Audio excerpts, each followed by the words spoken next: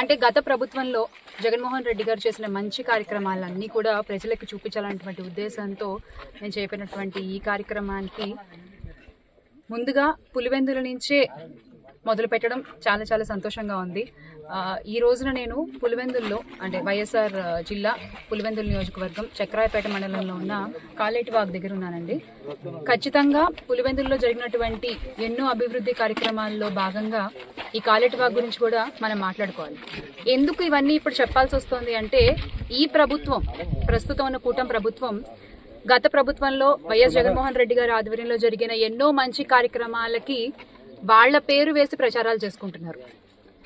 అందుకోసం గత 5 సంవత్సరాల్లో ప్రతి నియోజకవర్గంలో వైఎస్ జగన్మోహన్ రెడ్డి గారి ఆధ్వర్యంలో, ఆయన నేతృత్వంలో, ఆయన నాయకత్వంలో ఏ మంచి కార్యక్రమాలు జరిగాయో ఖచ్చితంగా మనం తెలుసుకోవాలి. అందులో భాగంగానే ఇప్పుడు ఇక్కడ నేను ఈ చక్రాపేట మండలం కాలేటివాగ్ దగ్గరికి రావడం జరిగింది. మీరు చూస్తే అది అసలైన కట్ట అండి, ఒరిజినల్ కట్ట అది. సో ఇంతకు ముందు 0.33 టీఎంసీ మాత్రమే ఉండేటువంటి దీని కెపాసిటీని 5,300 కోట్ల నిర్మాణ వ్యయంతో 1.33 టీఎంసీలకి పెంచి కట్టడం జరిగింది మన ప్రభుత్వంలో. ఆల్మోస్ట్ ఆల్ అంటే మొత్తం ఒక 90% డ్యామ్ పనులన్నీ కూడా పూర్తయిపోయాయి.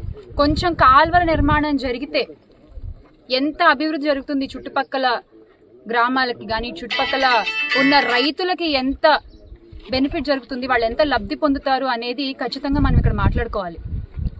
ఈ మండలంలో 42 చెరువులు ఉన్నాయండి.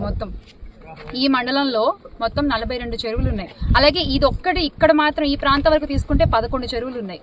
ఇవి నిండి ఎప్పుడు నీటితో గనక ఉన్నట్లయితే చుట్టుపక్కల రైతులందరికీ కూడా ఎంత లబ్ధి చేకూరుతుంది. మొత్తం సంవత్సరంలో 3 పంటలు ఖచ్చితంగా రైతులు చక్కగా పండించుకోవచ్చు. ఆ రైతులు ఆనందంగా ఉంటారు. ఈ పనులని కూటమి ప్రభుత్వం అధికారంలోకి వచ్చాక మనం వదిలేసినటువంటి ఆ కొన్ని పనులని పూర్తి చేసి ఈ ప్రాజెక్ట్ కనుక కంప్లీట్ చేయగలిగితే ఈ చుట్టుపక్కల చాలా గ్రామాలకి చాలా మేలు జరుగుతుంది. ఎందుకని ఆ పనులు చేయట్లేదు అంటే ఎందుకు ఇంత కక్ష మీకు? మీరు ఒక గౌరవనీయమైన ముఖ్యమంత్రి స్థానంలో ఉన్నప్పుడు అందరినీ కూడా సమానంగా చూడాలి, అందరినీ మీ బిడ్డల్లాగే భావించాలి. అలాంటి ఒక గౌరవప్రదమైన స్థానంలో ఉన్నారు మీరు. అలాంటిది ఎందుకు ఈ పులివెందుల నియోజకవర్గం మీద ఇంత కక్ష మీకు? తెలుసు మీకు పులివెందుల నియోజకవర్గంలో చక్రాపేట మండలం అనేది వెనకబడిన మండలము, ఇక్కడ చాలా ఇబ్బందులు ఉన్నాయి అనే విషయం మీకు తెలుసు. ఎందుకు వాటిని పట్టించుకోవట్లేదు? ఎందుకు ఇక్కడ ప్రజలే అంటున్నారు ఏమో అండి, ఈయన చంద్రబాబు నాయుడు గారు ముఖ్యమంత్రిగా ప్రమాణ స్వీకారం చేసినప్పుడే మాకు అర్థమైపోయింది మమ్మల్ని పట్టించుకోరని చెప్పి. అంటే ప్రజల్లో మీరు ఆ నమ్మకాన్ని ఎందుకు పోగొట్టుకుంటున్నారు? ఇక్కడ కూడా ఈ కాస్త పనులు మీరు పూర్తి చేయగలిగితే చుట్టుపక్కల చాలా చాలా చాలా మేలు జరుగుతుంది. అండ్ ఇక్కడ నుంచి వెలుగిలపాడు డైరెక్ట్ గా కుప్పం వరకు కూడా నీళ్ళు వెళ్తాయి. అంటే అంతకు ముందు హెచ్ఎన్ఎస్ఎస్ ద్వారా కూడా మనం కుప్పానికి నీళ్లు అందించడం జరిగింది మన ప్రభుత్వంలో. ఇప్పుడు ఈ జిఎన్ఎస్ఎస్ ద్వారా కూడా ఎన్నో ఎన్నో ఎన్నో గ్రామాలకి నీళ్లు అందుతాయి. అందరూ పచ్చగా ఉంటారు, రైతులు ఆనందంగా ఉంటారు. ఎందుకు రైతుల మీద ఇంత వివక్ష ఈ కూటమి ప్రభుత్వానికి మొదటి నుంచి కూడా అర్థం కాని ఒక విషయం. ఈ రోజున చాలా మంది రైతులు రకరకాల ఏ పంట తీసుకున్నా ఆ పంట రైతు ఏ ఒక్క రైతు సంతోషంగా లేరు. అలాగే ఇక్కడ తీసుకుంటే దీంతో పాటుగా ల్యాండ్ ఎక్విజిషన్ కి సంబంధించినటువంటి ఇంకా ఎంత 6 కోట్ల వరకు నష్టపరిహారం ఇంకా అందలేదు. ఎందుకని అంటే మన ప్రభుత్వంలో ఆల్మోస్ట్ ఒక 40 కోట్ల వరకు కూడా ఇవ్వాల్సినటువంటి నష్టపరిహారం అంతా ఇచ్చేసాము. ఇప్పుడు ఆ బ్యాలెన్స్ ఉన్నటువంటి ఆ చిన్న మొత్తం 6 కోట్లు 7 కోట్లు మొత్తం ఏదైతే ఉందో అది కూడా క్లియర్ చేస్తే ఇక్కడున్న ప్రజలు ల్యాండ్ ఇచ్చిన వాళ్ళు కూడా చాలా ఆనందంగా ఉంటారు. ఇప్పటికీ ఇంకా అంటే ల్యాండ్ లాగేసుకున్నారు, మాకు డబ్బులు రాలేదు, మేము ఎక్కడ ఉండాలి అని అడుగుతున్నటువంటి పరిస్థితి. ఈ రోజున ఈ డ్యామ్ కనుక కంప్లీట్ అయిపోతే ఈ చుట్టుపక్కల ఉన్నటువంటి రైతులతో పాటుగా మీరు ఆ ల్యాండ్ ఎక్విజిషన్ ఉన్నటువంటి ఆ నష్టపరిహారం ఏదైతే బ్యాలెన్స్ ఉందో అది కూడా మీరు ఇవ్వగలిగితే ఇక్కడ ఉన్న ప్రజలందరూ కూడా చాలా సంతోషంగా ఉంటారు.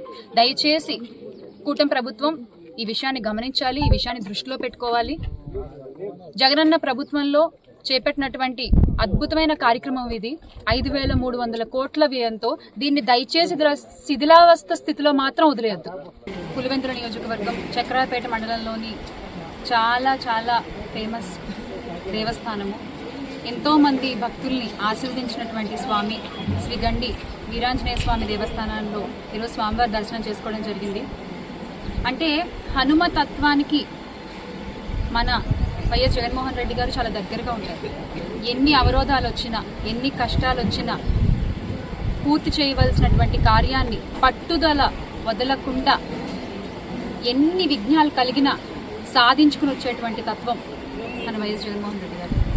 ఈ రోజున స్వామి దర్శనం చేసుకున్న తర్వాత ఇక్కడ ఈ దేవస్థాన వివరాలు అడిగి తెలుసుకుంటున్నప్పుడు నాకు ఒక విషయం తెలిసింది. అంటే 1987లో ఎండోమెంట్ అనేటువంటి ఒకటి స్టార్ట్ అయితే, దేవస్థానాల్ని తీసుకునేటువంటి ఒక ప్రక్రియ మొదలైతే, గత 5 సంవత్సరాలు అంటే వైఎస్ఆర్ కాంగ్రెస్ పార్టీ అధికారంలో ఉన్నప్పుడు, జగన్మోహన్ రెడ్డి గారు ముఖ్యమంత్రిగా ఉన్నప్పుడు జరిగినటువంటి పురాతన దేవాలయాల పునర్నిర్మాణాలు కానీ, సరికొత్త దేవాలయాల కట్టడాలు కానీ ఎక్కడా ఏ గవర్నమెంట్లోనూ జరగలేదు. అన్ని దేవాలయాలు నిర్మించారు, అన్ని పురాతన దేవాలయాన్ని పునరుద్ధరించారు.